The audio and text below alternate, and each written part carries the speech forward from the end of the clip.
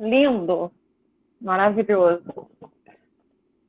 Boa noite a todos e todas. Para quem não me conhece, eu sou a Alessandra Mello, eu sou diaconisa aqui na nossa igreja maravilhosa, Casa da Rua. É um lugar onde cabe todos que queiram estar conosco. Eu inicio o culto hoje, né, com uma palavra inicial que está em Hebreus 4:16. Vou dar um tempinho para quem quiser abrir sua Bíblia. Já falo que a minha Bíblia é a Bíblia de Jerusalém.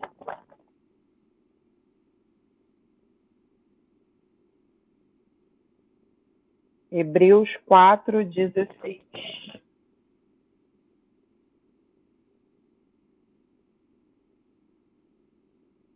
Então, aproximemo-nos, então, com segurança do trono da graça para conseguirmos misericórdia e alcançarmos graça, como ajuda oportuna.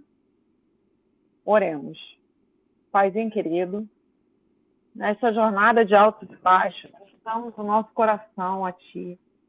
Louvamos a Tua presença, que não habita apenas nos templos de pedra, mas no pulsar da vida e na busca por um mundo mais justo. Reconhecemos que a Tua misericórdia é o que nos mantém de pé quando as estruturas do mundo tentam nos abater. Pedimos a Tua luz quando estivermos fracos, que a Tua força não seja usada para nos oprimir, mas como solo firme, Pai, que sustenta nossos pés cansados da luta por dignidade. Quando o desânimo chegar, que possamos lembrar da Tua exortação, que a Tua exortação, Pai, não é punitiva, mas é um convite amoroso para alinharmos nossa vida à compaixão e à equidade. Paizinho querido, Tu és o Deus que restaura em nós a capacidade de ver o próximo como a imagem da Tua face. Que a Tua misericórdia que nos alcançou transborde de nossas mãos para alcançar todos aqueles que a sociedade insiste em marginalizar. Não queremos um coração vazio e indiferente, mas um coração onde a vida, Pai, pulse a sede de justiça. Que a Tua bondade nos inspire a levantar quem caiu, a curar as feridas do preconceito e a construir pontes onde o ódio e a mentira nos envergonhem e queira nos afastar do Teu amor.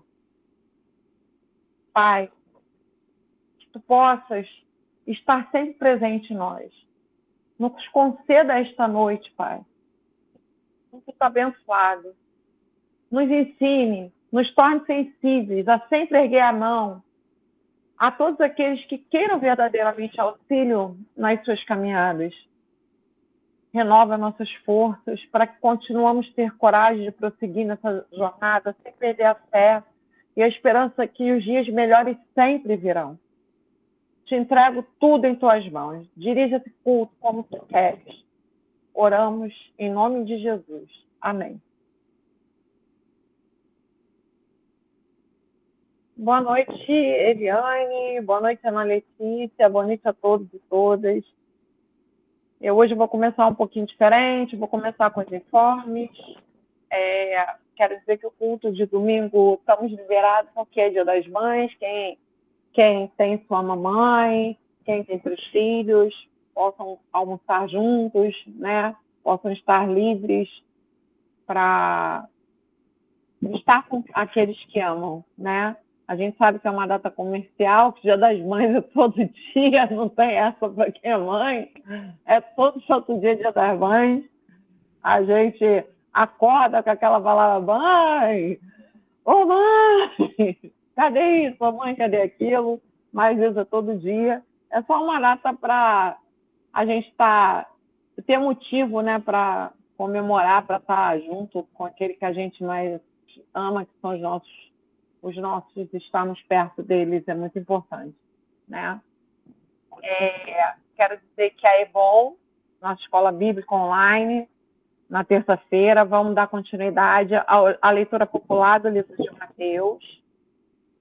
Na próxima quinta-feira, dia 14/5, às 8 da noite, em apoio à cultura negra, teremos a palestra com uma preletora que se chama Aline Baldez, e o tema são Crianças de Axé, Escola e Inclusão. Não percam, gente. Ela é mestre em práticas de educação básica pelo Colégio Pedro II, ela é pós-graduada em História e Cultura Africana e Afrodiaspórica pela Universidade de Santa Úrsula, em conjunto com o Instituto Pretos Novos. Ela é graduanda em Psicologia pela Celso Lisboa, ela é licenciada pela UNESA em História e Pedagogia, especialista em Neuropsicopedagogia pela UEMA. Ela é coordenadora de Relações Étnicos Raciais do pré-vestibular Educaçamba, professora de História e professora da EFAI, e também zeladora de santa na casa da vovó Maria Conda. Essa é uma pessoa que eu tive, eu estudei com ela, fiz o ensino médio com ela, e é uma pessoa que tem uma trajetória linda de vida, que se reinventou na vida ao ser abandonada muito jovem com 3 filhos, e hoje os filhos estão aí adultos, e ela, com muita luta, muito sacrifício, se formou. É uma pessoa maravilhosa, e eu espero que vocês todos não percam essa palestra, porque eu acho que a Aline vai ter muito a acrescentar para essa casa, porque nós aqui não temos preconceito com nenhuma religião, com nenhum credo e não credo. Nós amamos todos e todas, e todos que queiram fazer parte, estar junto conosco, caminhar conosco, de maneira nenhuma, assim como Jesus, o lançaremos fora. Mas a pessoa precisa querer, né? Então, assim, a gente não pode obrigar. Ninguém é que não quer estar conosco. E a Aline quis, assim, apesar de ter muitos os pés atrás, né, como todos aqueles que não fazem parte do cristianismo, tem os pés atrás com os crentes, né? Então, mas como ela sabe, assim, ela tem acompanhado há muito tempo essa minha desconstrução, e ela se sentiu bem confortável e me disse sim. Eu, quando convidei, eu achei que ela ia dizer não, mas ela, não, tudo aquilo que você me chamar eu vou, e eu fico muito feliz, assim, dela estar com a gente aqui. E continuamos com a campanha, doa sua roupa, calçado, brinquedo, o que você tiver para doar em bom estado, né? Que a gente está querendo organizar esse bazar, né, para arrecadar fundos, para poder, como vocês todos sabem, a nossa igreja não encharca ninguém, a gente não cobra dízimo em oferta, a gente pede ajuda de custo para aquele que pode, se pode, nos dá, né? E eu já vou engatilhar já o Pix da igreja, que é prmarcos@yahoo.com, para aqueles que queiram, possam estar nos ajudando na nossa missão aqui, que é para o reino de Deus, né? Gosto sempre de frisar que nós pastores não recebem nenhum salário, falo isso com muito orgulho, porque eu já dei muito dinheiro para a igreja, então, assim, para sustentar muito pastor pilantra, e hoje, graças a Deus, eu sei que todo o dinheiro arrecadado, ele é investido de verdade nas pessoas, no reino, assim como Jesus nos ensinou, né? Volto a dizer também que a gente precisa curtir, comentar, compartilhar as nossas postagens, principalmente no Instagram, gente, que a gente precisa aumentar o número de membros, engajamento, para que a gente possa fazer a transmissão, porque a gente não tem só membros aqui no Rio, a gente tem membros em outros estados e até fora do Brasil, que queriam estar acompanhando em tempo real, mas o Instagram tem essa premissa que você só pode fazer live a partir de 1.000 seguidores. Então, isso acaba impedindo a gente de realizar, né, a nossa transmissão ao vivo, né? Eu não sei se temos visitante, eu acho que não, somos só nós. Hoje o pessoal ainda está tímido, está chegando, né? Eu vou encaminhar para o nosso Mano Heleno, aqui, que vai trazer os louvores hoje. Heleno, fala um pouquinho dos louvores que você vai trazer para nós. Olá, irmãos e irmãs. Boa noite, um pigarro aqui me pegou. Então, hoje nós vamos fazer, fazendo jus Só um minuto, por favor.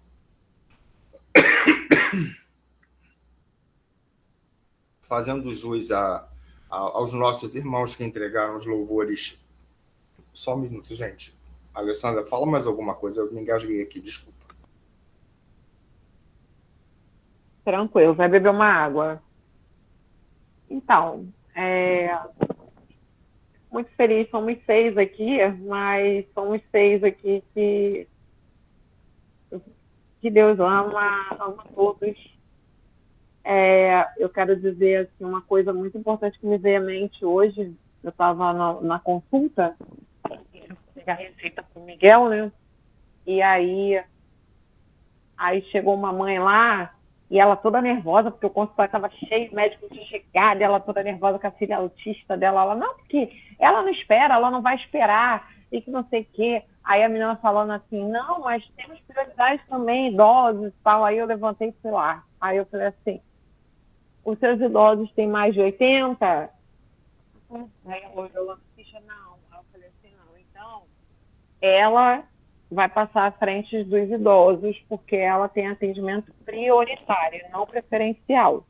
O atendimento dela é prioritário, assim como qualquer idoso acima de 80 anos. Óbvio que tem idosos que, né, que com mais de 80 anos que vão entender que uma criança vai entrar em crise e vai dar a vez, mas a gente sabe que tem muitos que não vão dar a vez. E assim, psiquiatra, né, gente? Todo mundo ali tem problema de saúde mental. Então, é uma situação muito complexa. Aí eu fui lá, ajudei a mãe, a menina foi a primeira a entrar, aí a mãe desceu e foi na farmácia, comprou um negócio, um suquinho lá pra menina, voltou. E aí a menina veio chupando lá o suquinho dela, feliz e contente, o médico chegou, e aí já estava atendendo uma pessoa, aí a pessoa saiu, e aí essa mãe já entrou com a menina, foi embora, na paz de Deus. Então, enfim, existe essa questão de muita gente confunde, né, atendimento preferencial com prioritário, né, e o prioritário é sempre idosos acima de 80 anos, pessoas com deficiência, principalmente os autistas que têm, assim, um prazo de validade de tolerância, gente, muito baixo mesmo, assim, a tolerância deles para a espera é uma coisa que causa uma ansiedade muito grande neles e acaba entrando em crise, né? E às vezes as pessoas veem a criança falando, a criança rindo, a criança ali, e não entende, que a criança não entende que tem que esperar, entendeu? Que às vezes ela tem uma deficiência intelectual ali, mas ela fala e a pessoa fala, não, ela tem que entender, porque assim, todo mundo espera na vida, a gente nasceu de 9 meses, e enfim, tem essas falas ignorantes ainda, e a gente precisa entender que a química do cérebro deles não funciona como o nosso, né? Então, é isso. Helena, tá melhor, mano? Então, passa a bola para você. Tá, desculpa, eu sou asmático e às vezes eu preciso usar uma medicação. Eu fui usar a bombinha um pouquinho antes, às vezes ela ajuda, assim, na hora, né? Às vezes ela faz a gente tossir, foi o caso aqui, desculpa. A gente vai, como eu estava falando, a gente vai fazer jus ao louvor do irmão, que não é nenhuma música evangélica, na verdade, o Tiago compartilhou com a gente uma canção em PB. Ela foi projetada algumas semanas atrás, mas a gente teve um problema técnico. A mesma coisa aconteceu com louvor, a composição do irmão Cristiano, foi no mesmo dia. Então, semana passada, a gente fez a reprise do Cristiano e também por uma questão de bom senso e de justiça, hoje a gente vai repetir, no caso, a música do Tiago, que ficou com interrupções da semana, uma semana anterior. Então, é isso. O nome da música chama-se Deixa.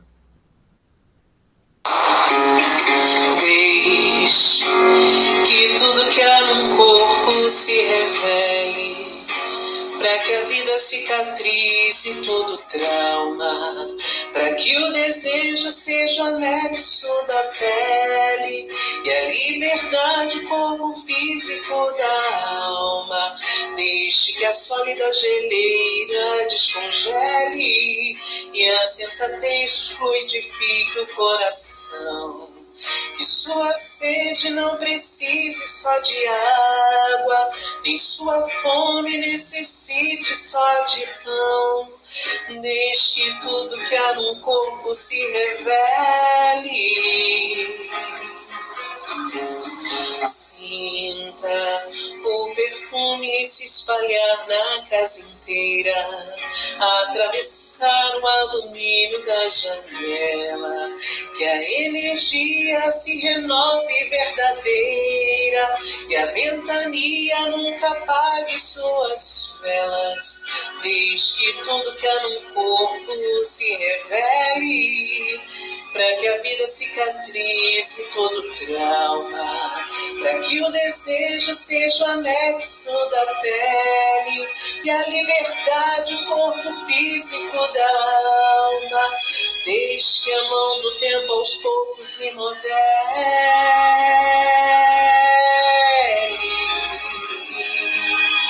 Deixe que tudo que há no corpo se revele.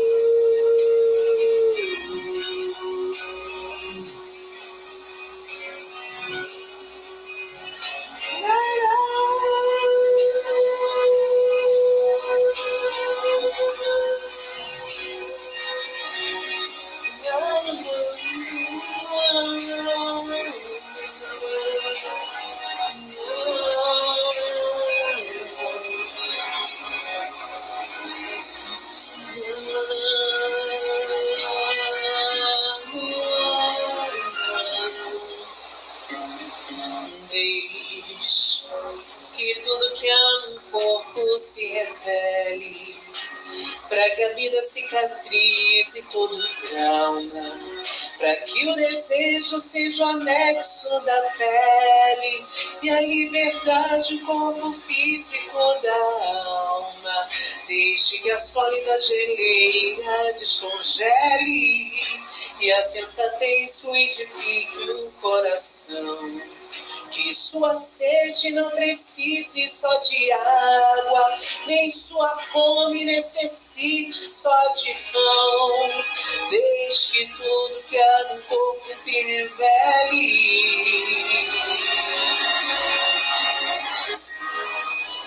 Deixe que tudo que há no corpo se revele.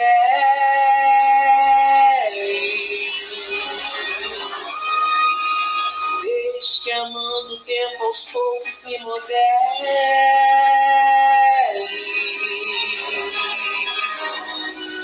Deixe que tudo que há no corpo se revele. Deixe.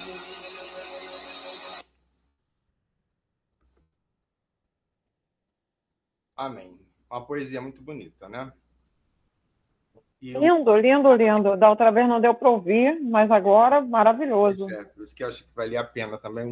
A composição do Cristiano também é muito bonita. A gente conseguiu gravar na quinta-feira passada. Então, hoje eu vou louvar uma música que mexe comigo há muito tempo, assim.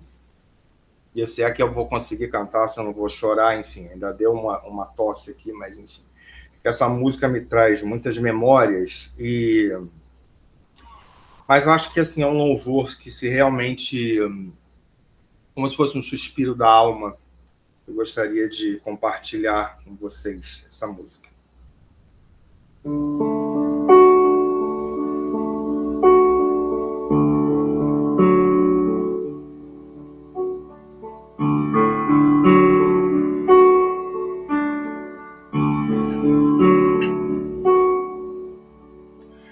Eu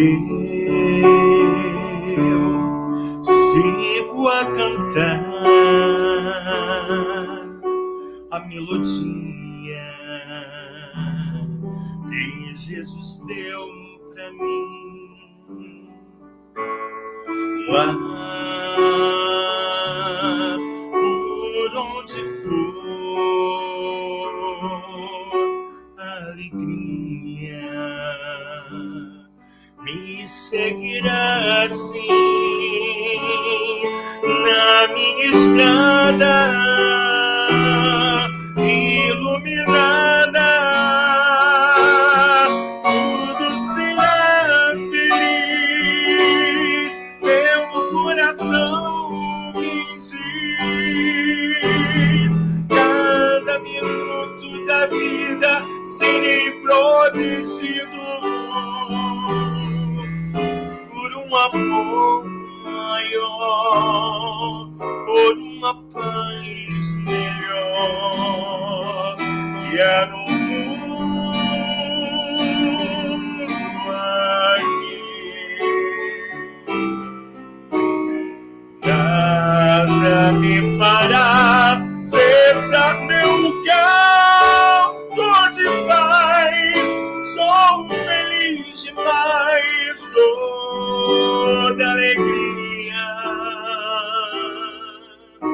que existe em mim eu vou transmitir com prazer na canção desse amor sem fim.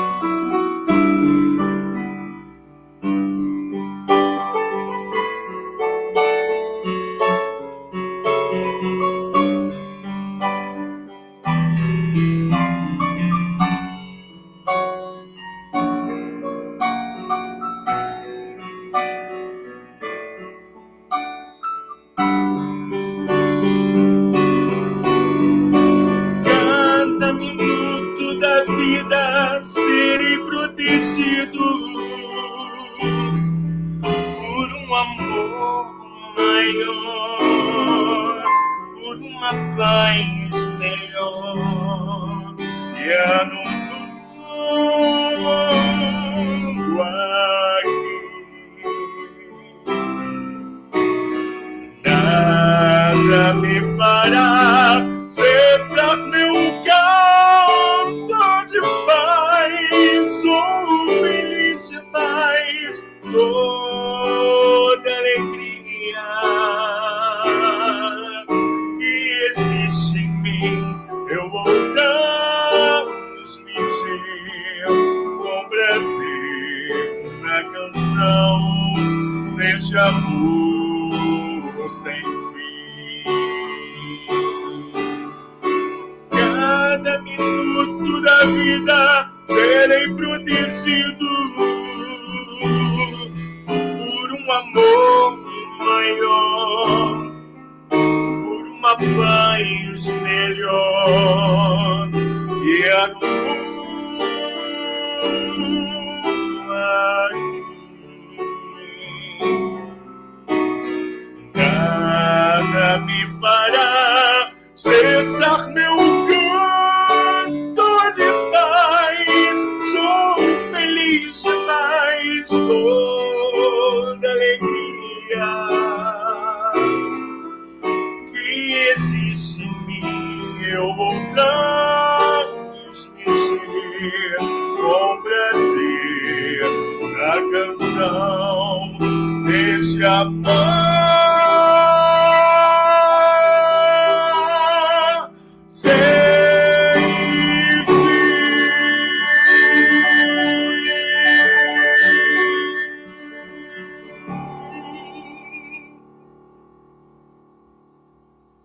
Amém. Helena tem o dom de nos emocionar, né? Nossa, é muito forte, assim, muito forte. Meu Deus. Eu imagino, Helena, o quanto que deve ter sido difícil os anos que você ficou longe. Eu vejo tanta vocação em você, o quanto que deve ter sido doído e sofrido, mano. Os anos que você foi, de uma certa forma, excluído do segmento. Eu tenho muita admiração, assim, você tem o dom de me emocionar desde o primeiro dia que eu te ouvi aqui na sala da minha casa. É incrível, assim, você canta com a alma, cara, assim, é muito profundo. E não é rasgação de seda, não é, até porque ele não sabe como sou dessas. É verdade, você canta com a alma, assim, é uma coisa. Tem muitas pessoas que cantam, mas assim, cantar com a alma a ponto de nos emocionar, assim, você é incrível. Assim. É muito, muito bom, assim, poder congregar com você, Helena. Você é maravilhoso. Boa noite, Cassi. Gente, eu dei boa noite no chat porque eu não lembro se eu dei boa noite a todo mundo, tá, gente? Aí eu dei boa noite no chat de novo. Se eu não dei de novo e tá tudo certo, né? Bons modos nunca é demais. Queria passar agora a mensagem para a nossa amada pastora Renata, que certamente tem uma palavra do coração de Deus para nós, para tomar nossas vidas, sempre contribui tanto para as nossas vidas, é sempre muito bom poder ouvi-la. E o púlpito online é seu, pastor. Boa noite. Boa noite, Alê. Boa noite a todas e todos e todos aqui presentes. É uma honra, né? E um desafio todas as vezes, né? Que a gente ocupa esse espaço, porque é preciso realmente ter seriedade, amor e respeito, né, pelas pessoas que vão estar conosco. Então, que a graça de Jesus possa nos inundar, possa nos dar discernimento e que o amor dele flua, né, para todos nós hoje. Quando eu começava a estruturar, enfim, me organizar para essa mensagem, eu falei, bom, a gente, domingo é Dia das Mães, a Lê lembrou que o Dia das Mães é todos os dias, sem dúvida, mas é o dia que se estabeleceu, né? Então, o segundo domingo de maio sempre é comemorado esse dia. Não vamos nos esquecer, né, que de fato é uma data explorada comercialmente, sem dúvida alguma, assim como tudo que o capitalismo toca, né, acaba tendo uma exploração econômica. Mas, para além disso tudo, também é um momento doloroso para muitas pessoas, sejam essas pessoas filhos ou mães, enfim, e a gente vai falar sobre isso, a gente não vai se esquecer dessas pessoas. Então, a maternidade nem sempre é glamurosa, aliás, ela tem inúmeros desafios, dores, mas tem amor, tem alegria, mas em algumas realidades nós sabemos que sobrepõe a dor mesmo, né? Então, com esse respeito, com esse cuidado que eu gostaria que nós pensássemos hoje, né? Então, nós vamos passar, então, escolhi algumas mães retratadas na Bíblia, para nós passarmos um pouquinho sobre a vivência dessas mães, e fazemos algumas comparações, enfim, para chegarmos, então, a um objetivo que eu pensei inicialmente, né? Então, a maternidade, muitas vezes, ela vai estar atravessada pelo luto, né? Então, mães que enfrentam o luto por terem perdido seus filhos precocemente, ou filhos que perderam suas mães precocemente, ou muitas vezes situações de abandono, né, tanto de filhos que crescem sem o amparo materno, quanto de mães que são abandonadas por uma rede de apoio, pelo Estado, né? Seja situações de ausência de afeto, né? Nós sabemos que nem toda mulher que gera, ou pessoa que gera, consegue exercer uma maternidade afetuosa, né? Seja por traumas, questões de saúde mental, contextos de violência. Então, tudo isso não pode ser ignorado do nosso olhar, né? Reconhecer que essas sombras, né, não diminuem a importância de nós pensarmos sobre a maternidade, mas, para além disso, nos humaniza, nos coloca num chão de realidade mesmo, e tira esse peso de uma perfeição inatingível, daquela abnegação, né, enfim, que nos coloca, um peso que a sociedade coloca, de seres imaculados, seres abnegados, além da dedicação absoluta. Nós sabemos que nem sempre é assim, né, por diversos motivos, né, mas lembrar que somos pessoas comuns, que somos humanos e que temos dores, falhas, enfim, e uma série de situações que acabam, né, nos afetando.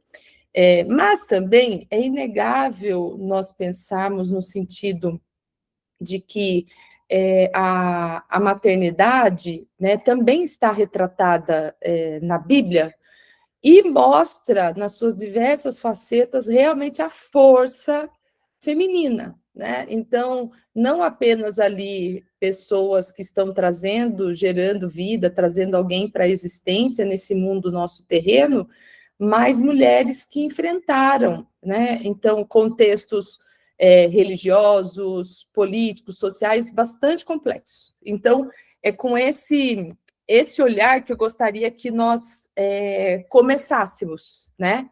Que nós começássemos, então, a pensar. Eu separei alguns textos para nós lermos, então hoje tem bastante leitura bíblica, eu coloquei vários post-its aqui para me direcionar, me organizar, talvez porque está realmente aqui no início, eu fui escolhendo aqui, inicialmente, começando no Gênesis, fui direto para Sara, então não trouxe Eva, por exemplo, que poderia, mas vim direto a Sara, e aí a gente tem algumas questões aqui sobre Sara. O texto está em Gênesis, no capítulo 21, do versículo 1 a 7, nós não vamos ler todos, mas depois eu vou colocar no nosso grupo lá de conversas essas referências para quem quiser ler com mais calma, enfim, eu acho que pode ser interessante. Então, pensar a questão de Sara, né, uma figura bastante conhecida nossa, lá a esposa de Abraão, que era uma mulher considerada estéril e já de idade avançada. Acho que a imensa maior parte de nós já ouviu, pelo menos mais de uma vez, né, essa história.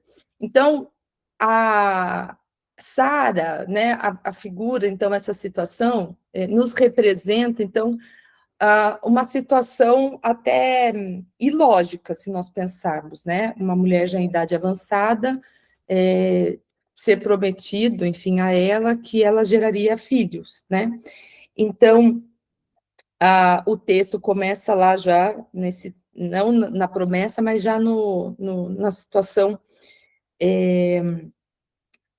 do nascimento de Isaac, né, o seu filho, então está o filho aqui que Deus havia concedido a ela.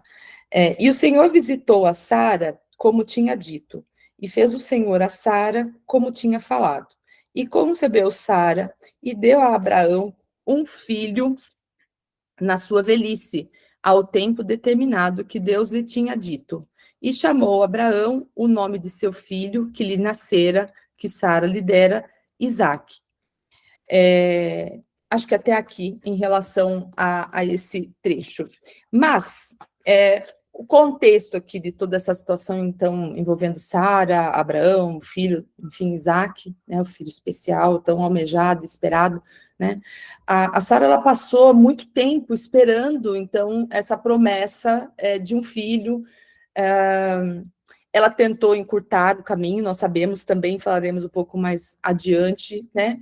E aí, quando houve, né, que ela escuta, então, que ela seria agraciada, enfim, que ela geraria, né, conceberia um filho, ela ri, né? E aí a gente pode imaginar que esse riso dela era um riso realmente de descrença, né? De cansaço e dizer, imagina, né? Uma pitada ali de ironia até, né? Algo biologicamente, né? Seria até impossível. Quando nasce Isaac, né? Que o nome também tem uma origem aí, aquele que ri, o riso que antes era de descrença dela acaba se tornando, né, um riso que na verdade é um riso de alegria, né? Então ela se enche, né, de alegria, enfim, pela concepção desse filho. A gente poderia extrair dessa história em relação a Sara que essa maternidade dela acontece num tempo de espera que ela tentou encurtar, que ela tentou atravessar ali, né? E dar uma solução que ela imaginava ser a solução viável, né, para aquilo, mas que, na verdade, quando talvez ela nem esperasse mais, aconteceu, né, e esse filho nasceu mesmo quando um ciclo, né, natural que já parecia ter se encerrado. Muitas mulheres, muitas de nós aqui hoje, talvez também estejam nesse Sara já estava mais além, né, mas enfim, a partir dos 40, a gente começa a ouvir muito, né, sobre a situação, eu me incluo, da perimenopausa, da menopausa, tantos medos que nos envolvem, enfim, tantas questões de mudança brusca, né, mudanças hormonais, mudanças no corpo todo. Sara já tinha passado, né, por essa etapa, né, e jamais imaginava que ela, então, poderia trazer à vida um filho. E aí, eu vou mudar aqui a minha ordem, que vai fazer mais sentido aqui para a gente, trazer Agar, que aí tem toda a conexão, e está logo na sequência aqui no texto. Então, o texto separado aqui para falar sobre a história da mãe, Agar, está no Gênesis também, 21, dos versículos 14 e 21 que eu separei. Então, quem que é Agar? Né? Agar é aquela mulher escravizada que servia a Sara. Aquela, então, que Sara, para tentar dar uma ajudinha ali para Deus, ela ordena, então, que Agar tenha relações com o seu marido, Abraão, e ela concebe um filho, né, nessa situação, e o filho dela, e obviamente de Abraão, é o Ismael, né? Nessa situação toda, tudo ia razoavelmente normal, bem, até que nasce Isaac. E aí começa a haver, então, uma situação em que Sara fica incomodada, realmente, né?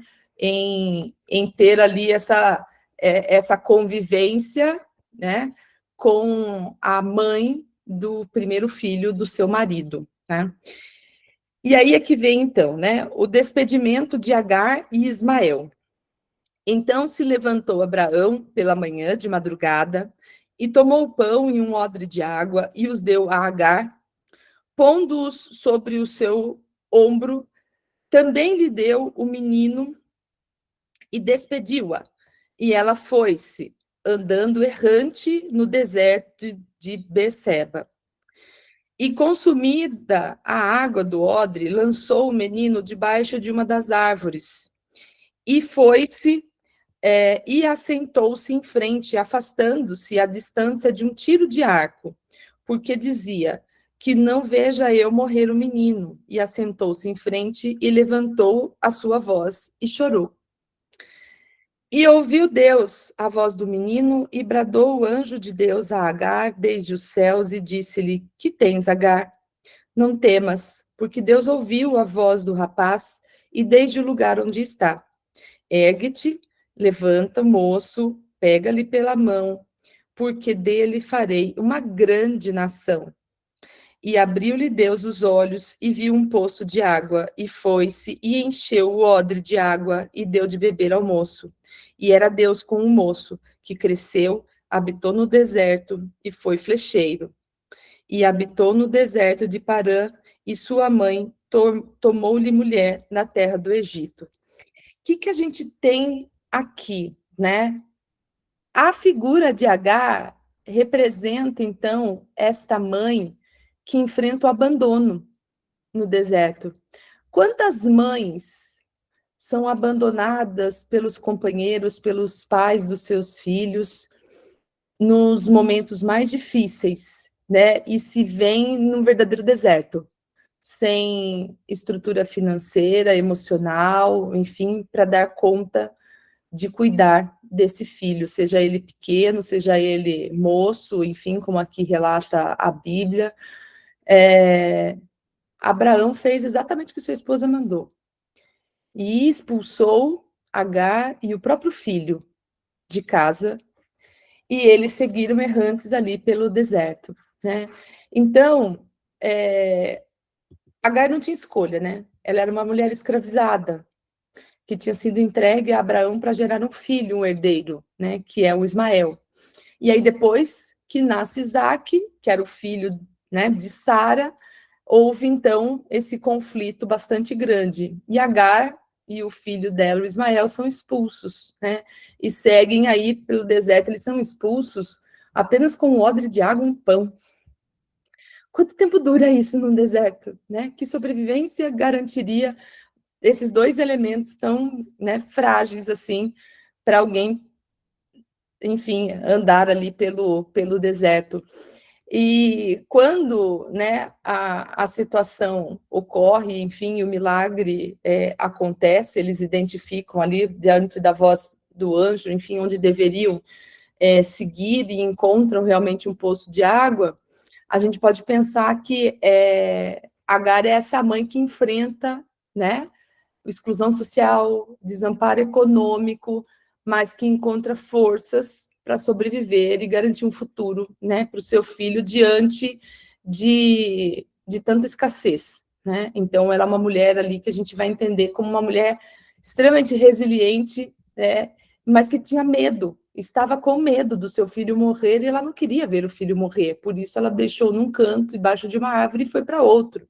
Que mãe gostaria, ou melhor dizendo, conseguiria, né, conceber isso, de ver perecer, né, seu próprio filho? Nenhuma, né, nenhuma, certamente. Na sequência, nós vamos, então, seguir para Ana. Então, Ana, o texto, então, está ali em 1 Samuel, no capítulo 1, nos versículos do 10 ao 28, não vou ler todos. Aliás, eu tenho no meu coração fervilhando aí, em outro momento, eu ainda vou elaborar essa mensagem sobre Ana, apenas Ana, né? E o cântico de Ana me toca profundamente, mas é para um outro momento. No dia de hoje, a gente vai apenas trazer um apanhado mais geral. Esse trecho começa com um título assim: Ana roga a Deus que lhe dê um filho. A história de Ana e o seu filho Samuel também bastante conhecida, né, por nós, já ouvimos algumas vezes, mas vale, né, a gente trazer aqui. Então, começa ali eu ia falar artigo, gente, perdão, estava orientando o TCC de Direito um pouquinho antes, no versículo 10, que diz assim: ela, pois, com a amargura da alma, orou ao Senhor e chorou abundantemente. Votou, um voto, dizendo: Senhor dos exércitos, se benignamente atentares para a aflição da tua serva, e de mim te lembrares, e da tua serva de te não esqueceres, mas a tua serva deres um filho varão, ao Senhor o darei, por todos os dias da sua vida, e sobre a sua cabeça não passará a navalha. E um pouquinho mais adiante, eu não vou ler todo o trecho, depois eu prometo dividir com vocês, para quem quiser fazer a leitura completa. Aqui, no 24. E havendo-o desmamado, o levou consigo com 3 bezerros e 1 efa de farinha e 1 odre de vinho, e o trouxe à casa do Senhor, a Siló. E era o menino ainda muito criança. E aí o versículo 26. E disse ela: Ah, meu Senhor, viva a tua alma, meu Senhor, eu sou aquela mulher que aqui esteve contigo para orar ao Senhor. Porque este menino orava eu, e por este menino orava eu, e o Senhor me concedeu a minha petição, que eu lhe tinha pedido, pelo que também ao Senhor eu o entreguei, por todos os dias que viver, pois ao Senhor foi pedido, e ele adorou ali ao Senhor. A ideia da gente pensar aqui em Ana, ela chorava, né? Seu marido tinha filhos com outras esposas, enfim, e ela era humilhada, né? Ela era zombada porque ela não conseguia ter filhos, né? E a questão da esterilidade é bastante trazida, enfim, na Bíblia e atribuída como realmente uma falha para as mulheres naquela cultura, né? Então, e trazer ao mundo, enfim, um filho homem, né, significava trazer honra, continuidade para a família e tudo mais, né?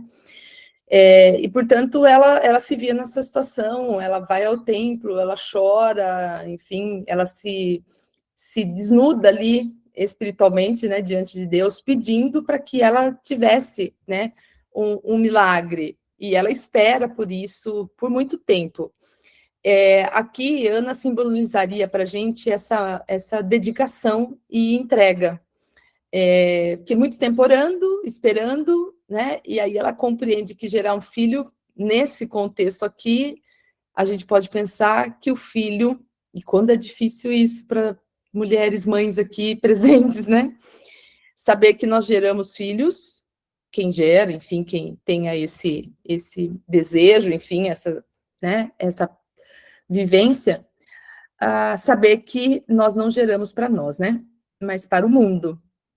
E no caso de Ana, ela devolve, né? Então, ali, o Samuel para o sacerdote, para que ele cumprisse, então, um propósito maior, né? Então, Ana, né, se ela vivia essa amargura de alma, essa tristeza toda que o texto relata, e aí quando ela visita, né, o templo, ela faz aquela oração que move realmente o coração, né, de Deus, e ela é confundida, né, pelo sacerdote ali, ele imagina que ela estivesse embriagada, né, e aí ela explica que ela estava se debruçando, né, diante de Deus, pedindo que ele concedesse esse milagre a ela. Quantas vezes a gente ora ali, né, seja num templo, seja num cantinho nosso, num quarto, enfim, e não é para ninguém ouvir, a gente mal mexe ali os lábios. Eu tenho algumas experiências, às vezes, que eu faço oração até em pensamento, sabe, parece que eu não quero que ninguém ouça, mesmo que eu esteja sozinha, não quero dividir com ninguém, né, só para Deus, seja em momentos que a gente está um pouco envergonhado do que vai dizer, ou porque aquilo está trazendo tanta dor que a gente não quer, né, que ninguém ouça.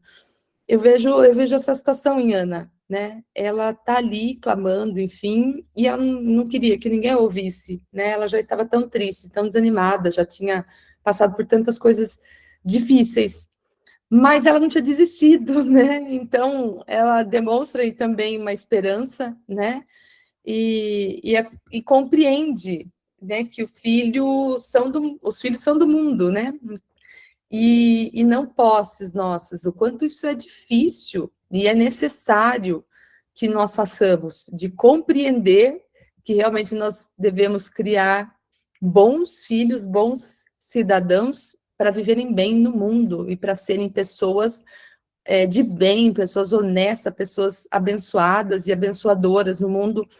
E cedo ou tarde eles vão tomar o rumo deles, né? E nos resta ali orar, desejar que tenhamos feito um bom trabalho em orientar, mas sabendo que eles farão as escolhas deles e eles serão responsáveis, né, pelas consequências. E aí a gente segue aqui para a mãe Rispa. E o texto está em 2 Samuel, no capítulo 21, alguns versículos, e aqui eu selecionei, eu tinha anotado 10, mas tem alguns que são importantes da gente ler antes. Então, o contexto aqui, né, o título desse capítulo fala Fome em Israel e a sua causa. Vem aqui no versículo 3º.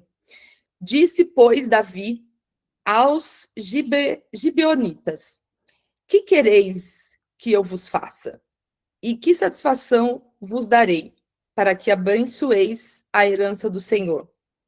Então os gibeonitas lhe disseram: não é por prata nem por ouro que temos questão com Saul e com sua casa, nem tampouco pretendemos matar pessoa alguma em Israel. E disse ele: que é, pois, que quereis que vos faça? E disseram ao rei: quanto ao homem que nos destruiu e procurou que fôssemos assolados, sem que pudéssemos subsistir em termo algum em Israel, dê seus filhos, se nos deem 7 homens, para que os enforquemos ao Senhor em Gibeá de Saul, o eleito do Senhor. E disse o rei: eu os darei. Porém o rei poupou a Mefibosete, filho de Jonatas, filho de Saul, por causa do juramento do Senhor, que entre eles houvera, entre Davi e Jonatas, filho de Saul. A gente sabe da profunda amizade ali, do relacionamento de Davi com Jonatas, né? E o 8º, porém tomou o rei os 2 filhos de Rispa, filha de Aiá, que tinha tido de Saul, a saber, Armone e Mefibosete, como também os 5 filhos da irmã de Mical, filha de Saul, que tivera de Adriel, filho de Barzilai, Meolatita, e os entregou na mão dos gibeonitas, os quais os enforcaram no monte perante o Senhor, e caíram esses 7 juntamente, e foram mortos nos dias da cega, que nos dias primeiros, no princípio da cega das cevadas. Então Rispa, filha de Aiá, tomou um pano de cilício e estendeu-lhe sobre uma penha, desde o princípio da cega, até que destilou a água sobre eles do céu, e não deixou que as aves do céu se aproximassem deles de dia, nem os animais do campo de noite. E foi dito a Davi o que fizera Rispa, filha de Aiá, concubina de Saul. Então foi Davi e tomou os ossos de Saul e os ossos de Jonatas, seu filho, dos moradores de Jabes Gileade, os quais furtaram na rua de Bet-seã, onde os filisteus os tinham pendurado, quando os filisteus feriram a Saul em Giboá. E fez subir os ossos de Saul e os ossos de Jonatas, seu filho, ajuntaram também os ossos dos enforcados. O que a gente tem aqui? Uma situação terrível, né? Uma situação de violência extrema. Rispa diante de uma tragédia inimaginável, uma violência de Estado. O Estado mata os filhos, né, dessa mulher, porque o Estado entrega aos inimigos os filhos dessa mulher para serem mortos. Ela guarda os corpos dos seus filhos, mostrando que esse amor dela não se apagaria, né? E o contexto aqui, o próprio texto já nos trouxe que ela era concubina, né, do rei Saul, e para estancar ali, né, um conflito, né, uma situação de fome que assolava Israel, o rei Davi entrega, então, né, os 7 descendentes de Saul para serem executados. E 2 eram filhos, né, de Rispa. E os corpos deles foram deixados expostos sem sepultamento, o que nessa época era considerado uma desonra extrema, né? E Rispa, ela então faz, né, essa situação de estender ali o pano, né, sobre os filhos, enfim, durante meses, né, durante períodos chuva, sol, tudo que acontecia de fenômeno ali da natureza, né. Uma vigília solitária, né, aqui relata a mãe ali, né, o pai obviamente já tinha falecido, mas relata a mãe aqui velando incessantemente os corpos dos seus filhos, protegendo de todas as feras que poderiam atacar, né, os corpos mortos. Ela representa, então, para nós, uma luta pela memória e dignidade dos próprios filhos, né, mesmo depois da morte deles. Então, é uma mãe que representaria aqui para a gente alguém como uma figura de sentinela, realmente, contra a injustiça. Quantas mães já foram-lhes arrancados os filhos por violência de Estado, seja praticada diretamente pelo Estado ou pela ineficiência do Estado em proteger, em garantir vida digna para as pessoas, né? O quanto isso é doloroso, quanto isso é pesado, o quanto isso é insuportável, nos causa indignação, nos causa raiva, nos causa perplexidade e não pode nunca nos causar frieza. Não podemos, diante de situações como essas, estarmos frios toda vez que ouvimos e vemos que uma mãe perde seu filho por violência de Estado. Isso tem que causar perplexidade em nós. Nós temos que nos indignar, né, e nos mexer em relação a isso, né, protestar e nos posicionarmos realmente contra toda essa forma de violência. E mais adiante, nós seguimos, então, para a mãe do nosso Jesus, né? Então, aproveitando que nós estamos na escola bíblica, estudando numa leitura popular da Bíblia, o livro de Mateus, não percam, na próxima terça tem aula novamente. Eu selecionei o texto de Mateus, né, que também tinha anotado Lucas, mas ficamos aqui com o texto de Mateus, está ali no capítulo 1, nos versículos 18 até 25. E diz assim: o nascimento de Jesus Cristo. Ora, o nascimento de Jesus Cristo foi assim: estando Maria, sua mãe, desposada com José, antes de se ajuntarem, achou-se ter concebido do Espírito Santo. Um breve parênteses aqui, né?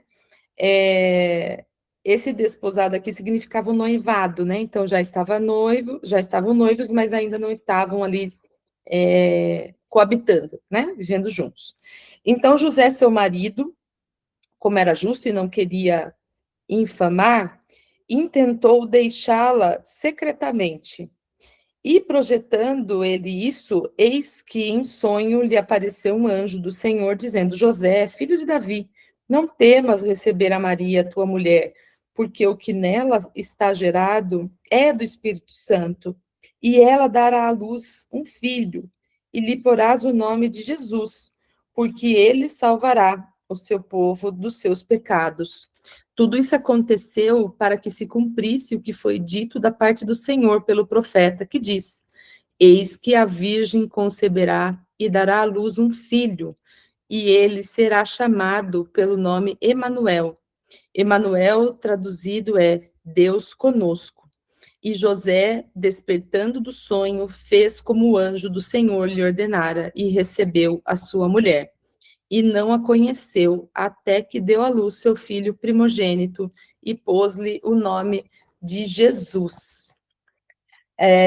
Aqui a gente tem, né, uma situação de uma mãe que era uma menina, jovem demais, e que demonstra coragem, né, diante de um pedido tão, né, tão inusitado. Para essa época aqui, né, aceitar, enfim, estar uma menina grávida antes de estar casada era motivo de vergonha, realmente, né? Então, Maria aceita esse que impossível, né? Gerar, né? Humanamente, biologicamente impossível, né? Gerar sem que houvesse uma relação, né? Sexual. E atualmente a gente tem outras ferramentas, enfim, que a ciência disponibiliza, mas e ela entende, né? Que esse maternar para além de todos os predicados aí que poderiam estar presentes, é dizer sim, né? Uma missão que vai transformar a vida dela e a vida de toda a história, né? De todos nós, nos alcançou, né? Até hoje. Maria, ela era, então, uma jovem, né, da Galileia que estava, então, noiva ali, né, prometida e tal, para José. E aí ela recebe esse anúncio, né, de que ela vai gerar o Messias, sendo ela ainda virgem, num contexto da época em que gravidez fora do casamento era passível de apedrejamento, e uma exclusão social total. Ela aceita, né? E ela aceita e diz então ao anjo que se faça-se em mim segundo a tua palavra. Anos depois, ela ouve uma profecia no templo, uma profecia de Simeão, de que uma espada atravessaria a sua alma, né? E ela acompanha toda a trajetória do filho, né? Toda a sua missão, né? O seu sacerdócio, enfim, e ela está com ele, permanece com ele, inclusive no Calvário, né? E permanecendo ali aos pés da cruz. Maria, então, é essa mãe que vive essa entrega absoluta, né, suportando um julgamento social, né, no início, uma dor, né, dilacerante da perda, né, do filho ali, morto em situação de vergonha, né, morto por uma morte vergonhosa, que era a morte de cruz, mas ela se mantém fiel, né, a essa missão. E pensar um pouco, então, para nós avançarmos um pouquinho, eu sei que eu já estou um pouco avançado no horário, mas vai fazer sentido ainda para a gente, gerar uma vida, então, desse evento biológico, né, do nascimento, maternar, eu gosto muito de usar essa expressão, maternar é um ato, né, de hospitalidade. A gente abre espaço físico, emocional, espiritual, para que outro exista e se desenvolva, né? É um exercício ali constante dentro do ventre de nutrir, proteger, e no momento certo, depois do nascimento, continuar nutrindo, protegendo, cuidando, até que no momento exato a gente possa deixar ir, né? Possa soltar esse filho. Na teologia, na vida prática, né? O ato de gerar aqui, a gente pode pensar que está diretamente conectado ao sopro divino, ao sopro da Ruá, né? Maternar, então, para a gente vai ser emprestar que esse sopro, né, gere algo novo, né? Então, é um cuidado que transforma, é um cuidado que muda uma realidade. Mas eu falei que ninguém ficaria de fora, né? Então, a gente pode pensar ainda na maternidade simbólica. E eu falava essa semana com os meus alunos que todos nós podemos maternar no sentido simbólico de gerar vida. Todos nós temos capacidade de gerar vida, não só vida como mãe biológica, enfim, pai biológico, enfim, mas é uma potência nossa, de que se manifesta de outras formas. Então, a gente pode gerar vida através de distribuir nosso conhecimento com outras pessoas, de manter alguém, de acreditar no futuro dessa pessoa, ensinando, mostrando caminhos. A gente pode gerar vida através do cuidado, zelar por uma pessoa, por uma comunidade, ou por quem está numa vulnerabilidade. É uma forma de maternidade social.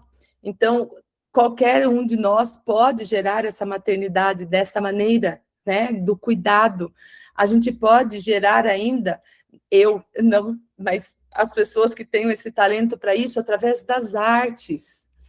A arte nos liberta, e toda vez que a gente tem contato com uma beleza da arte que nos tira do lugar comum, que nos provoca inquietude, que nos move, é uma forma de dar luz, de dar nova realidade para as pessoas, né? Então, independente do gênero, da biologia, todo ser humano é chamado para gerar vida. E sempre que nós acolhemos um projeto, nós cuidamos de um sonho, protegemos a dignidade de alguém, geramos vida para alguém, nós estamos exercendo esse sagrado ofício do maternar. Então, o meu desejo, para nós é que a Casa da Ruá, essa comunidade aqui reunida, em nome do Senhor Jesus, que para todos nós, esse espaço seja um espaço de gestação, de maternagem, onde as ideias não fiquem engavetadas, mas que se tornem ações de mútuo cuidado, que nos faça fortalecer uns aos outros e que nós geremos vida e vida abundante. Esse é o meu desejo para todos e todos aqui hoje. E deixar um carinho especial, dizendo que a nossa vivência, a nossa maternidade, ela está produzindo vida e ela segue produzindo vida. Amém. Ale, devolvo a palavra, minha querida. Um beijo grande. Nossa, que potência! Nossa, que potência! Sempre, assim, é muito bom me ouvir, assim, e a gente... É um dom dos professores, né? Vamos combinar, assim... Pastor Marcos não é professor, mas ele também tem esse dom, assim. Pode não dar aula, mas ele tem esse dom. Eu acho que é o dom de ensinar, eu acho que é incrível, assim. As pessoas nascem cada um com seus dons e talentos, mas, assim, a gente é muito privilegiado, assim. A gente viaja quando vocês pregam, assim, e consegue se teletransportar para a época, né? Eu aqui estava lá, né? Imaginando a chispa, eu fiquei me imaginando aqui, porque eu nunca tinha visto dessa forma, né? Tão intensa esse maternário, assim, incrível. Obrigada, pastora. Muito obrigada. Gente, agora é o momento de compartilhar, né? A gente tem aqui... Helena pode pausar a gravação, que agora a gente vai dar de 2 a 3 minutinhos, gente, porque assim, já estamos com o avançado da hora, né? Muita gente